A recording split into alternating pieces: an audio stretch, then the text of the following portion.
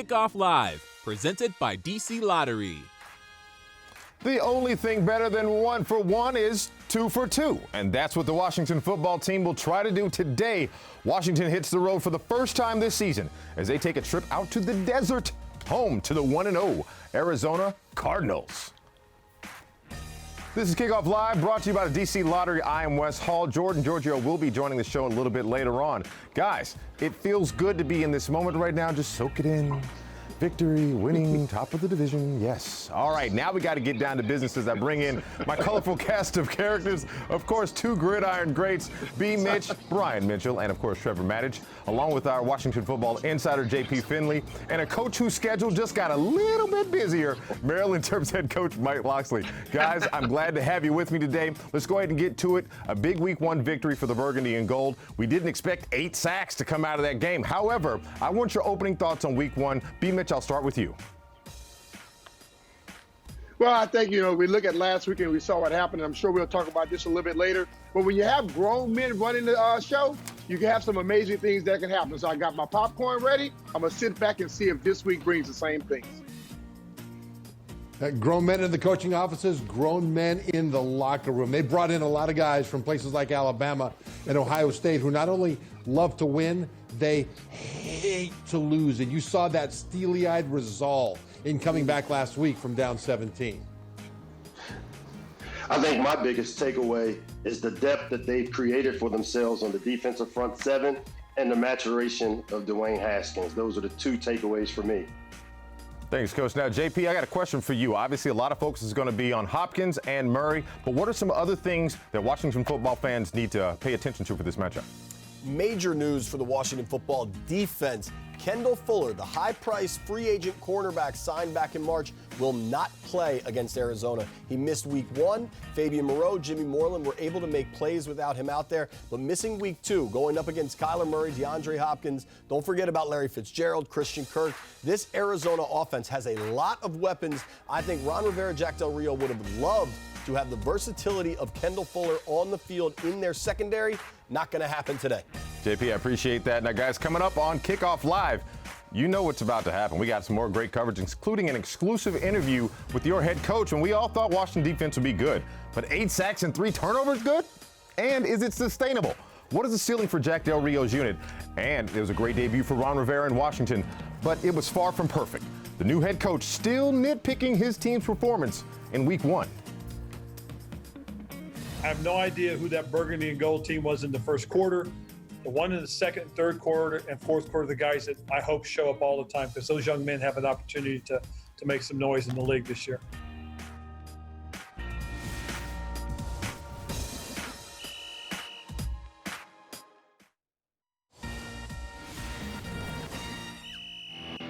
It's first and 10, empty backfield for Wentz, who has time and is now looking for Goddard, tries to find it, does, and it is caught for a touchdown. Philadelphia has extended their lead to 17-0. Wentz drops back. He'll throw on first down. Go get it! Go get it! He was looking for Jalen Rager, but it is picked off by Fabian Moreau.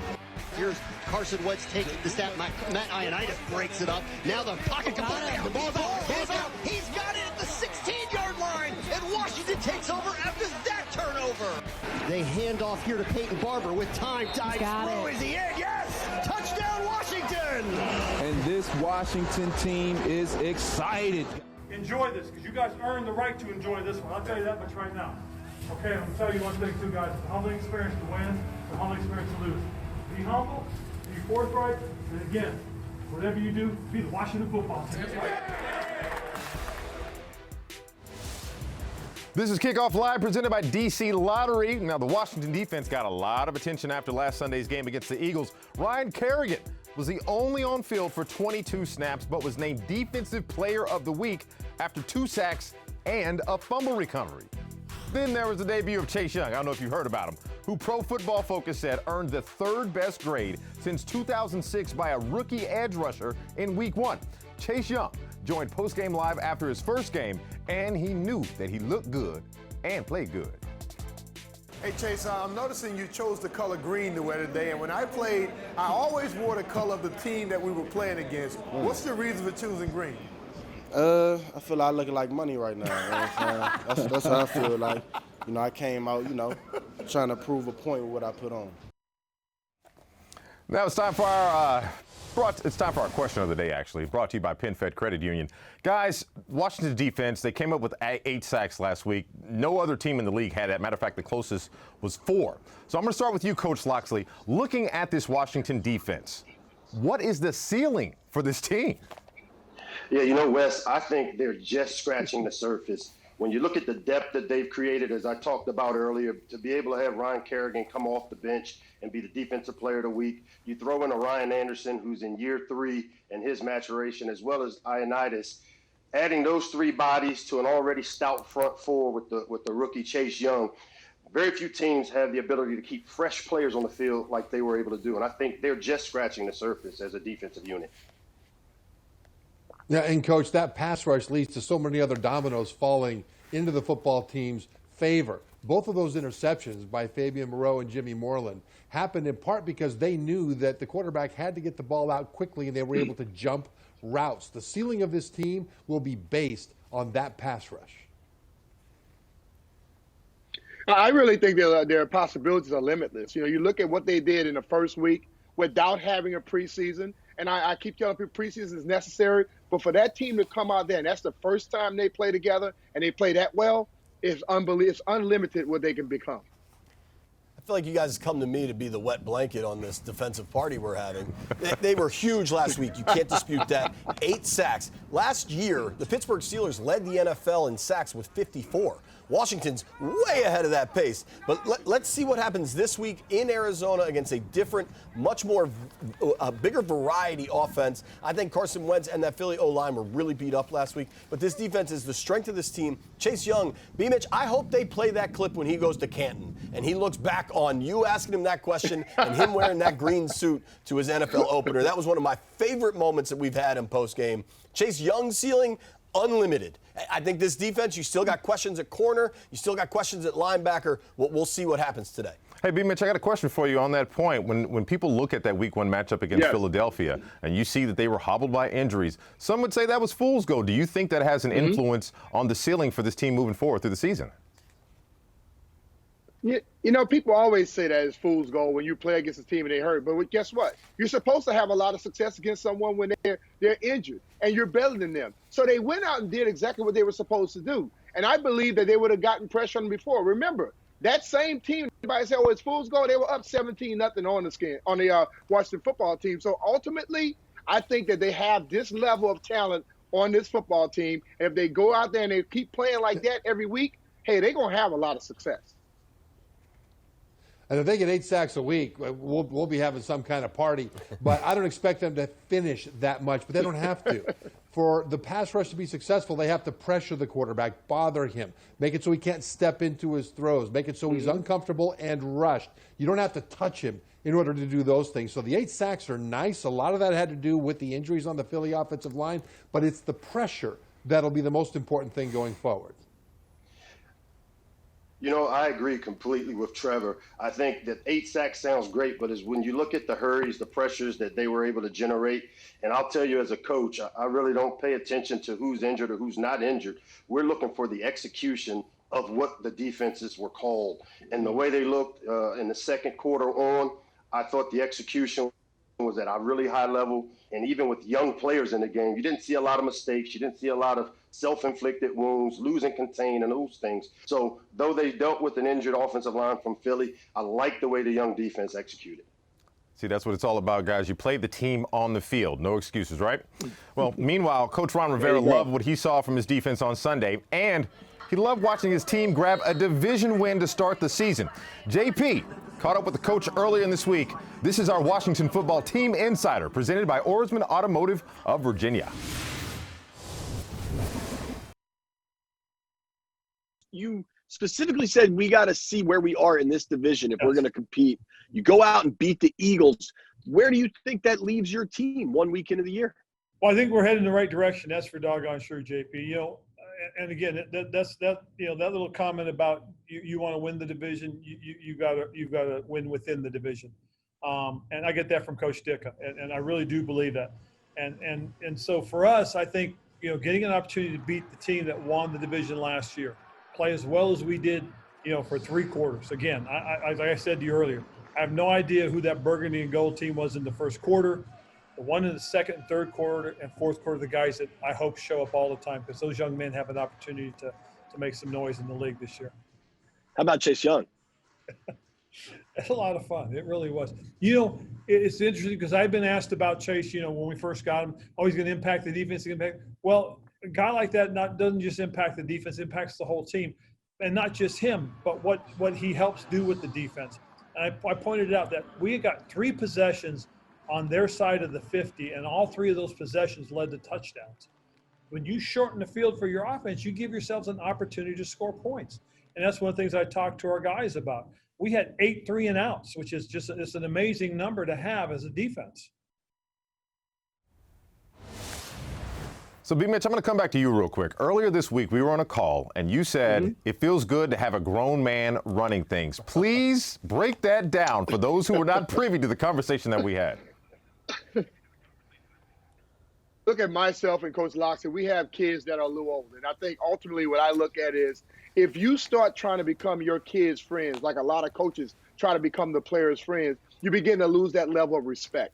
And I think when you listen to Ron Rivera talk, he's always teaching. He's always trying to make sure the guys understand respect is necessary. We had people in the past where they came in and they did things sometimes worse than what the players were doing, but then you try to come back and ask for respect. So what I mean by the grown man running onto the show, Ron Rivera is a grown man. He expects those guys to do things a certain way, and he expects them to come out there and respect themselves first, respect everybody around you. And when you have that consistency in that approach and that message, nothing but good things can happen. But you can't be a coach who's like a roller coaster. Some days you want to be hard. Some days you want to be soft. I want to be your friend. No, I want to be like your dad or your mom, a parent. No, you have to be the same way all the time, and guys will respect that. And I think when we saw that game last week, we saw a team that started off flat, but then they came because the coach believed in them, and they began to believe in themselves. That's what it's all about, believing in yourself and really just keeping some consistency, right? That's really what it's about, especially as a player. You got to depend on that consistency. But coming up, though, if the defense gets an A, then Scott Turner's offense gets an I for incomplete. I know about I's because I got a couple of those in grade school. We'll not tell anybody that secret. But we're going to break down why the O is inconsistent, but did excel in one particular area. And even though they were taken in the same draft, they are polar opposites on the field. We'll break down today's quarterback matchup between Kyler Murray and Dwayne Haskins when Kickoff Live, presented by DC Lottery, returns on NBC Sports Washington.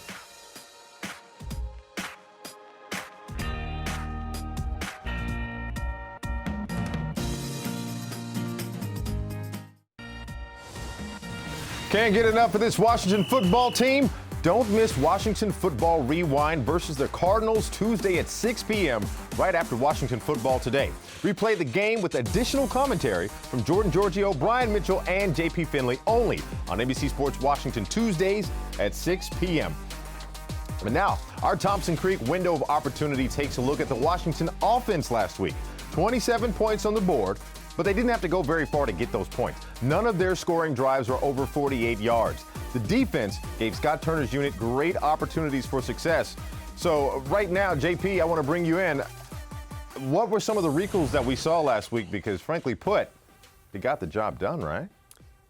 Kinda. I'll say they kinda got the job done. Thank you very much, Wes. When we take a deeper look at the numbers for this Washington offense, there weren't a lot of long drives, but what there was a lot of was motion. That's something offensive coordinator Scott Turner talked about throughout the offseason, and when I was there at training camp every day, you saw the running backs and the receivers moving. Now, they're moving all the time. ESPN boiled some stats down about motion at the snap and before the snap. Washington, you don't usually see the Washington offense in the top 5 of the NFL. Before the snap, they're number 2 in the NFL with motion. That's running backs, tight ends, wide receivers moving all over the field. And then at the snap, 27% of the time, Washington has somebody moving when that ball is going. What does that do? It makes linebackers move. It makes safeties move. It makes corners try to figure out who they're covering. And more importantly, for small, quick guys like Antonio Gibson, J.D. McKissick, Steven Sims, it gives them a little bit of a burst at the line of scrimmage when the ball is snapped.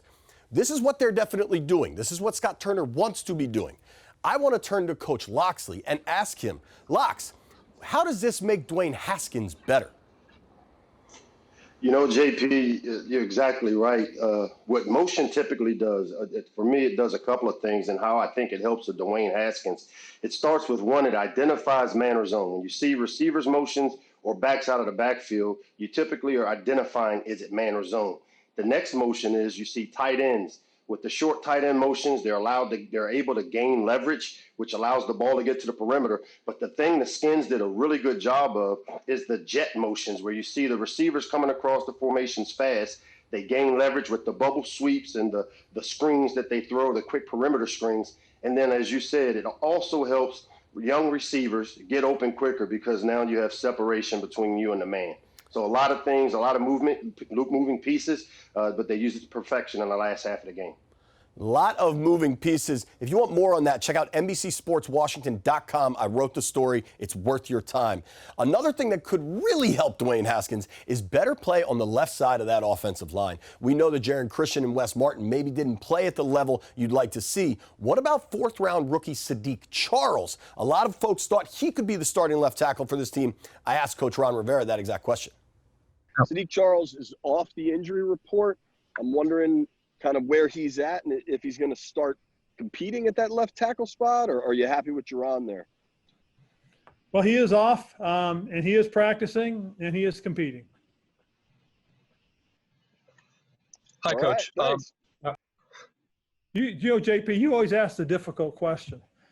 So I just like to give you the easy answer. He's a difficult person. Yeah. Appreciate that, Coach. I'm just trying to ask the questions that need to be answered. That's all I'm doing. Since Coach doesn't want to answer, let's go to Trevor Matich. Trev, left tackle, what do you see between Jaron Christian? Can Sadiq Charles get up and running soon? What do you think needs to happen to get Haskins more time in the pocket? I see Sadiq Charles in a lot of ways as similar to Jaron Christian when he came into the league as a rookie. And that is a guy that's got great fluidity, but needed more functional strength to be able to function at the NFL level. And Christian was delayed in getting his NFL weight room work in early in his career because he was injured and didn't get chances to have a full year of NFL strength training. Well, now he's got that. And he started this game against Philadelphia and struggled. But then as the game wore on, he started to figure things out. He figured out the angles. He figured out the leverage, and he became stronger within the game. And we saw that happen over the course of the season last year with Dwayne Haskins as a new starter at quarterback. Well, Christian showed that. And as long as he continues to improve, it'll be very difficult for Charles to take over from him, at least this year, because Charles comes into this league not only needing more functional strength, really, like Christian did, but also he missed a lot of games at college. He missed 6 games last year during LSU's national championship run. So he has a lot of work to do to catch up to where Christian is right now. Guys, I want to bring in B-Mitch for this question because I'm looking at this offense, and of course, I'm kind of prone to talk about receivers, quarterbacks, and running backs. And I look at the stats. I'm going to take the first quarter completely out of it. Looking at the remaining 3 quarters, you still had nobody that had over 100 yards rushing, no 100-yard receiver. B-Mitch, how does the offense get some consistency? Well, I think they have to go out there and make sure that they can continue growing, especially on the offensive line. And then the coach is going to have more confidence in plays that he can call. You know, a lot of people look for the 100-yard rushing, 100-yard receiving, but they won the football game. And I think that's the ultimate goal. They found a way to win. And I think if you look at the way that they played, starting in the middle of that second quarter, they played some very good football. And if they can play like that throughout a game, maybe you get a 100-yard receiver. Maybe you get a rusher. But I think they came out and they wanted to make sure Antonio Gibson had a chance to learn how to run the ball in the NFL because he's more of a receiver. They're trying him at running back. But I think as you go on, you'll see him moving around and have to change up the offense, and I think they're going to have some success based off of that. You know, I agree. To create the more consistency out of the offense that we all are looking for out of them, it starts with your ability to run the football. And I think getting McKissick as well as Gibson more involved in the running game helps establish consistency. But I also think you can do a better job at the coordinator position by calling some of those drive starter or consistent completions, early down completions, to get Dwayne his confidence, which we saw build upon in the second half of the game. And Coach, I think some of those early drive starters can be passes to the running backs. Keep in mind that outside of wide receiver Terry McLaurin, that receiver position doesn't have proven playmakers. I think besides McLaurin, your playmakers in the passing game as receivers might come from guys like Antonio Gibson in the running back core, as well as Logan Thomas. So I think getting the ball spread to non-receivers in early downs is important. Guys, I appreciate it. That's what it's all about, especially you know that the focal point of that offense is one Dwayne Haskins Jr.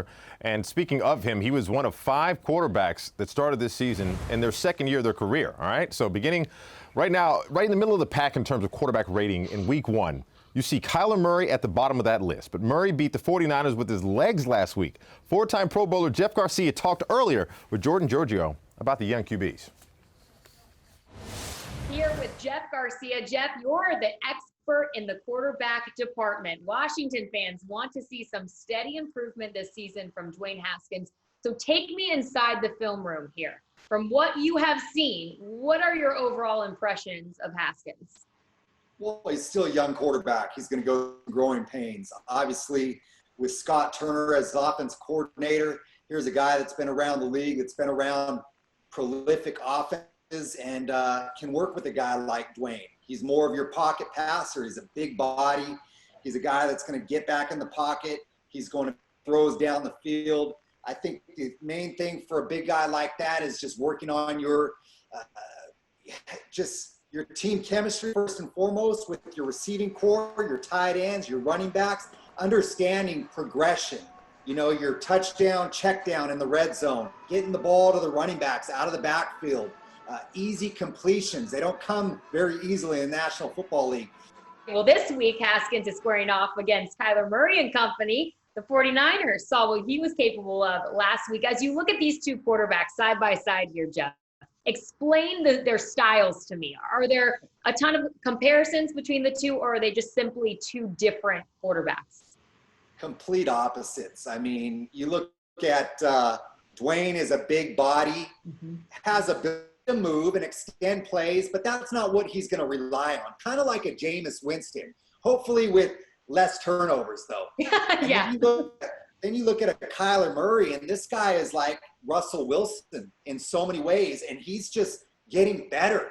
What the Washington football team is going to recognize in watching film is that we're going to see him throw a lot of quick passes, quick screens, getting the ball out of his hands, getting the ball into his playmakers like DeAndre Hopkins, Fitzgerald, Christian Kirk. I mean, these guys can make plays for him. And then when things break down around him, he is so Houdini-like in the ability to escape. And that is so important. Rush from the edge. When you rush from inside, it's more important to form a little wall around him, make it hard for him to see, and not create or give him those throwing lanes or those rushing lanes. He killed the 49ers with his legs, especially in the second half last week. And that now brings us to our Coach's Corner presented by Window Nation. If I'm going to talk coaches, I've got to start with Coach Locksley. You actually coached against Kyler Murray in college in his playoff semifinal, if I'm not mistaken. So I want to ask you directly, how do you deal with a dual threat quarterback who's got Sonic the Hedgehog's legs and maybe his height too? I'm sorry, I can't help but take the shot. Wes, you're exactly right. The 2018 Orange Bowl, I got to see firsthand how we needed to defend. And I tell you what, it started with us on offense. I remember Coach Nick Saban coming in on Tuesday with the offense saying, we've got to control the tempo of the game and keep and limit his possessions, meaning keep the ball out of his hands. The next thing you want to do is contain rush a guy like this. You heard Jeff Garcia talk about pushing the pocket. The big coaching point is on the outside, guys like Chase Young and Montez Sweat, you don't rush by the quarterback. You want to stay even with them and have the two big guys really push the pocket and not create that up and under lane for him, because that's where he kills you. A guy like him, you need to flatten him out and use the sideline as the 12th defender. Those are the things we did in the 2018 Orange Bowl to try to contain him, because you don't want to get into a shootout with a guy like this. Absolutely not, Coach. And just to go one step further, as quick and elusive as Kyler Murray is, you can get to him. Last year, he was sacked 48 times. That was tied for the most of any quarterback in the NFL. And listen to this stat, especially for Washington, coming off that 8-sack performance last week against Carson Wentz. When Kyler Murray is sacked 3 or more times, the Cardinals are 0-8-1. So if you can get him down on the ground 3 times or more, odds are Washington gets a win today.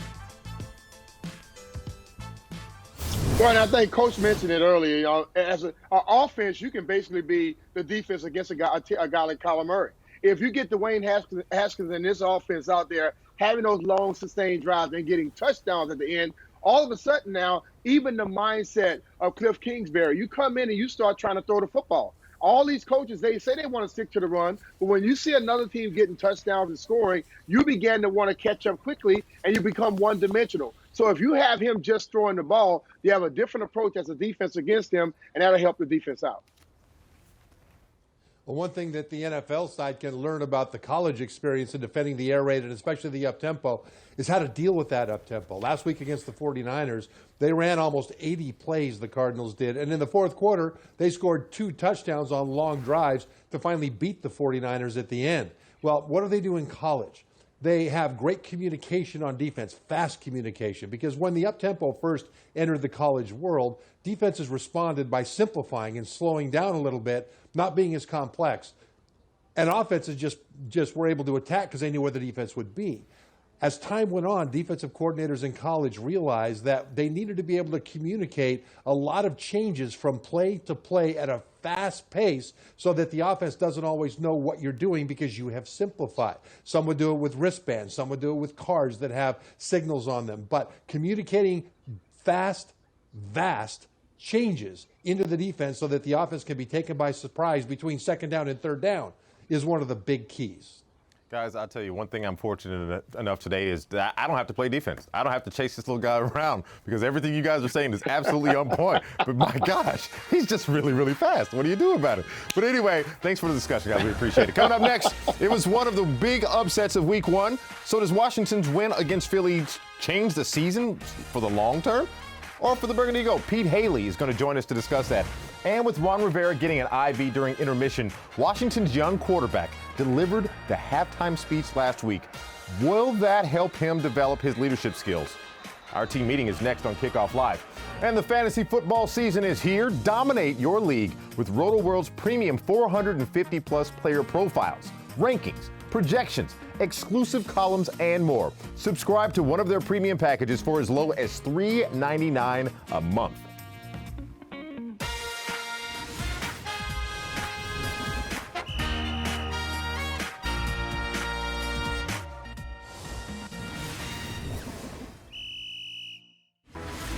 (17-7) Philadelphia. They start in pretty good field position. Their own 45. Wentz back to pass up. Oh, there you go.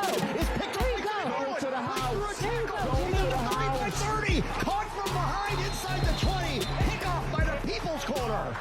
The scheme we was playing, I had my eyes back on the quarterback. Jimmy was back playing zone coverage, and he was belling off of his receiver, meaning he wasn't up at the line pressing him. He was playing off so he could have vision on the quarterback as well as his receiver. Looking at him, I ain't knew he was going to throw it. He had a good understanding and that they may throw the ball hot because we were sending pressure, and so he was anticipating the quarterback getting ready to throw it high, and he did, and he made the play. When he caught back and threw, I said, oh yeah, this is going to be mine. I had to go make a play, take the ball out of the receiver's hand, and that's all she wrote from there. Try to get in the end zone, but D-Jack caught me. Twitter world has dubbed him the People's Corner. You guys have a nickname for him in the room? We call him Jimmy Dean, like the sausage. So his nickname in our room is Jimmy Dean. Lots of smiling faces for the football team after their win last week. You can see the confidence growing with this young team, and plenty of the media took notice of their upset over Philly, including the crew of PFT Live. Is it already time to think about raising expectations? It was a great performance, and it was a dominating defensive performance, Chris. 8 sacks. Now, I know the Eagles' offensive line wasn't great, but still, it doesn't matter. 8 sacks from that defensive front. As you pointed out yesterday, 5 first-round picks, and Chase Young and company getting it done. And, man, if they can keep that up, maybe they're the best team in the NFC. Well, yeah, I don't know if I'm ready to say that, but certainly it showed they're going to be a pain in the butt in the NFC East. That's for sure. Their front four can dictate football games. They can change a game. With that being said, we welcome in 2/3 of the Washington Football Talk podcast, JP Finley and Pete Haley. Thank you for joining us today, Pete. JP, I'm going to start off with you. We're all fans of this team. We all appreciate what they did in week 1, but we all know that media and social media are right there at our fingertips. Is it fair to ask if the guys are paying too much attention to their media clippings? Oh, Wes, you and I might not know each other that well, but I'm not going to like this question. Before we dig into it, though, a couple quick injury notes. Thomas Davis, veteran linebacker for Washington, is going to play against Arizona, and Mason Cole, the Cardinals starting center, is out. That could be a big help for this front four that we're talking so much about. As far as reading the press clippings, it's been 1 week, it's been one game. It's been 60 minutes of football. Nobody should be reading the press clippings. Jack Del Rio and Ron Rivera got asked if they had to tell Chase Young, hey, you're not in the Hall of Fame quite yet. Both coaches shut that down. They said, that's not how we're looking at any of this. It's been 1 week. So I turned to my incredibly young colleague who gets excited at butterflies coming by. Pete, should they be fired up or are people too excited? A butterfly just went by. Sorry, I heard your question. First of all, press clippings, those don't exist. We're not in the 50s. It's stories on the internet. But I don't think this team is going to have any issue with it either. I think Ron Rivera, the things he's preaching, consistency, playing hard, focusing day by day, I don't think he's going to let his guys get too far ahead of himself. And one example, I asked Jonathan Allen earlier this week, hey, John, great first week for the D-line. How proud of you are your guys? And he said, proud. We barely played well for 2.5 quarters. If we don't do it next week, what we did the previous week doesn't matter. This team is fine. Under previous regimes, maybe I'd be a little nervous, but this one, they're going to have them worried about all the right things, not the wrong things. All right, Pete, since we live in the digital era, I can ask you this, and I know that you'll get it in real time without tying a note to the ankle of a quail. So here's the question. Is it time, after reading a lot of your articles in the offseason, is it time to revisit some of those predictions for the season? I'm going to give them this Sunday against Arizona before I really start to reevaluate. I had them going 8-8 in the Washington Football Talk season preview podcast, and I'm still okay with that. But if they beat the Cardinals, a team that is healthier on offense, has better weapons, and involves going out west, then maybe I will start etching 9-7 or maybe even 10-6 into my projection record books. The running backs gained 63 yards on 29 carries last week. I think we should chill out with 10-6. I think we need to see more offensive efficiency. As for changing expectations based on that defensive performance, that's realistic. In the same season preview podcast, I predicted a 5-11 record, with the caveat that I hope they go 16-0. I certainly do. But 5-11 was my prediction. I didn't have them beating Philly. I thought it was going to be a really close contest where they'd have an opportunity. So I'll go to 6-10. I think they already look better than many expected. Guys, I appreciate that, guys, and always a great conversation when you two are involved. And that reminds me, when it comes to catching up with you guys more than right here when you'll make jokes about the questions that I ask you, make sure that you guys catch up with JP Pete and Mitch Tesler on the Washington Football Talk podcast. Download and subscribe for the latest news and opinions from my friends. Now, maybe the biggest moment from last week's win was one that no one outside the Washington locker room actually saw. As part of his cancer treatments, Ron Rivera got an IV at halftime, which left the halftime speech to Dwayne Haskins. There are a couple of different versions of what he said, but whatever he said worked. From what I understand, I was actually getting an IV at halftime, and he stood up and gave the halftime speech and got everybody fired up. So hats off to Dwayne for stepping up, and being one of the captains that he is. The moral of the speech was, we're home. We're the home team. They're the visitors. There's no reason why we should be feeling like we should, be a little bro to them in a sense. So for me, it was find a way to win. They found a way to win and beat us last year at their place, and this is our house. And we're killing ourselves. Nothing that they did that really stopped us. So we just got to continue to keep finding ways to win every game. Which leads us to our team meeting, and I will start off with Brian Mitchell on this. Speaking of that halftime speech, like I said, none of us were privy to it, but what are some of the more memorable halftime speeches that you've ever been a part of or witnessed? Well, I've been a part of a lot of them, and I think I look at coaches begin to speak and players begin to speak, and it's not always the guy who the media or fans think is the leader. It's a guy who he has leadership in him. And that guy feels something needs to be said. And I've seen Leslie Shepard step up. people didn't consider Leslie the complete leader of the football team, but Trevor can tell you about that. Leslie Stepper stood up, and people listened to him. And a lot of times we think it has to be the quarterback. It has to be the middle linebacker. No. It's that guy who has leadership in him. He feels something should be said, and no one is saying it. So Dwayne Haskins, I can't believe this is a big story. He is your quarterback. He's been a leader all his life, and now he's in the NFL. People think that he shouldn't be doing these things, but you do have to be a guy who's producing on the football field. And Coach Locksley, I go to you and I ask you this question. As a coach, and you see a guy beginning to step up, what type of guy are you looking for? You know what, B. Mitch, it starts with a guy that does everything the right way. Like you said, it's very emotional. It takes an emotional time, especially at halftime when things aren't going well. And I thought what Dwayne did, he earned the right to do, because all of his peers saw how hard he worked all off season, which led and enabled him to be a guy that spoke up when it needed to. Because I've always thought this, a coach-driven team is a good team, but when it comes from within the player ranks, that's how you get great teams going. And I thought Dwayne took a big step forward with what he did at halftime last week. Well, Coach, I agree with you that it has to be somebody with the innate leadership qualities. If someone walks into a locker room, looks me in the eye, points his finger at me, and says, I am your leader and you're not performing, if I don't respect him already as a player and as a person, if he hasn't proven himself to me, then I'll look at that guy thinking, gee, should I just ignore him or should I slap him upside the head with an open palm, right? Because you don't come into an NFL locker room and declare yourself the leader. The good thing about Dwayne Haskins with that speech is that when he gave it, he had done enough as a man and as a player to show the team that he deserved the right to be able to talk to them that way. Then he went out in the second half, and most importantly, he carried the load. He brought them back. He led the touchdown drives that allowed them to win that game. That's important. And, Brian, you talked about Leslie Shepard. He's a wide receiver, for goodness sake. We were playing very poorly, and Shep got up at halftime and just went completely nuts, right? And we were looking at him going, Shep's right, Shep's right. We have more in us than what we're giving here, right? And he's a receiver. Now, having said that, that's one of the weird things about Terry McLaurin. He was a captain at Ohio State as a wide receiver. That's super bizarre. But it's the individual that can rise up. And if he's got the credibility, we will choose, as NFL players, to listen to them.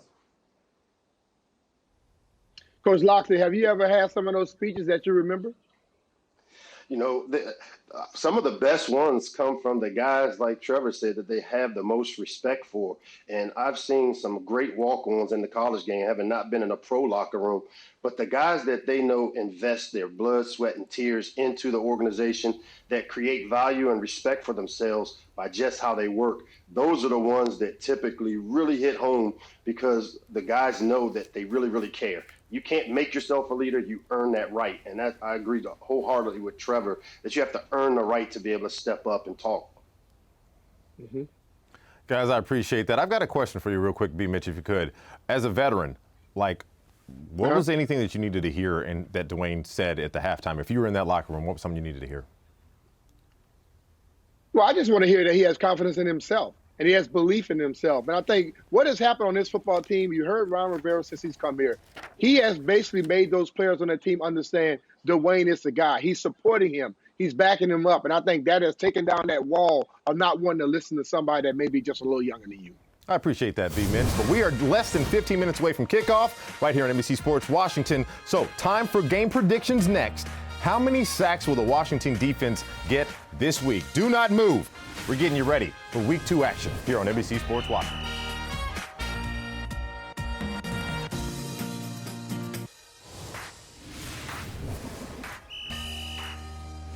This year, we are asking you what makes you smile throughout the game. So as a matter of fact, you can use the hashtag #MakeYouSmile. And if you give a great answer, which I think you will, we'll see that in postgame live. Plus, we'll even have some of our analysts tell you what they thought made them smile.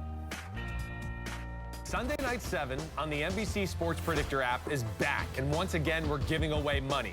Lots of it. Predict what will happen on Sunday Night Football for a chance to win $100 grand. That's right, $100,000 up for grabs every contest. And it's free to play. Just download the NBC Sports Predictor app and you could be the next big winner. Can't get enough of this Washington football team? Well, don't miss the Washington Football Rewind versus the Cardinals Tuesday at 6 p.m. right after Washington Football Today. Replay the game with additional commentary from Jordan Giorgio, Brian Mitchell, and JP Finley only on NBC Sports Washington, Tuesdays at 6 p.m.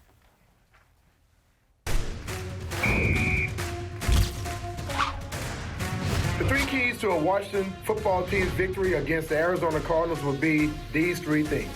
First, they must control the line of scrimmage and win the battle of the trenches. Last week, they had an unbelievable defensive output, and if they do that, they have to make sure that they get to Kyler Murray. That's number one.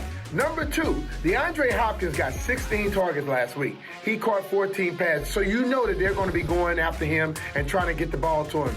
You're not going to stop him. You must limit DeAndre Hopkins' output. 14 receptions, he did not get into the end zone. And I think the offense of the Washington football team, they have to start fast, put some touchdowns on the board, and just like I said before, win the battle of the trenches. When you get to Kyler Murray, you make sure you corral him. Don't allow him to get outside the pocket, and don't allow him to hit creases because he can hurt you. Those three things: win the trenches, corral Kyler Murray, and make sure you limit DeAndre Hopkins.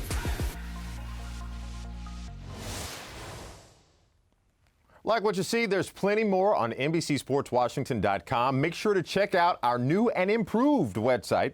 It's coverage of the Washington football team that you just can't get anywhere else.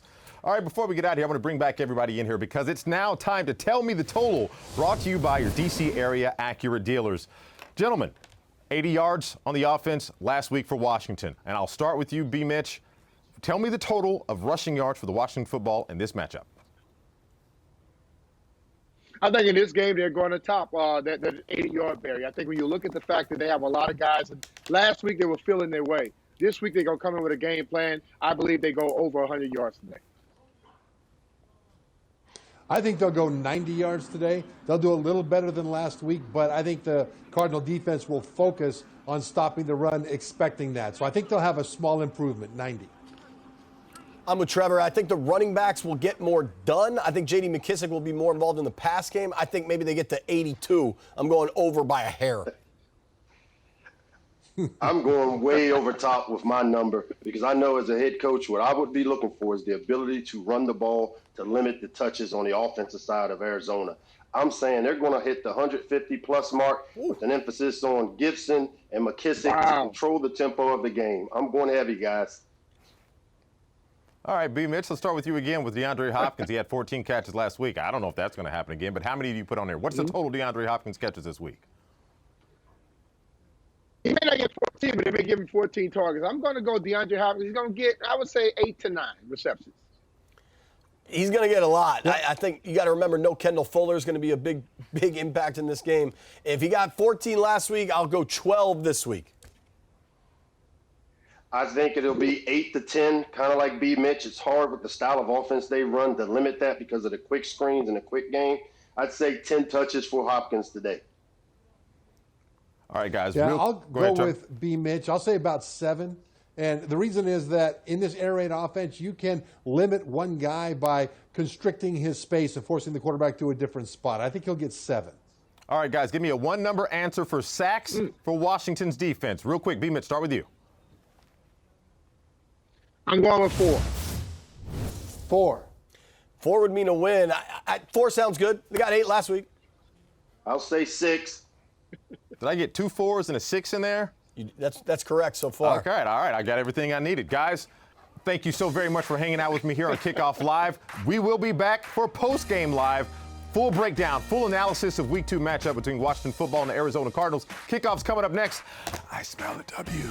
I smell a W. Thanks so much for hanging out for us.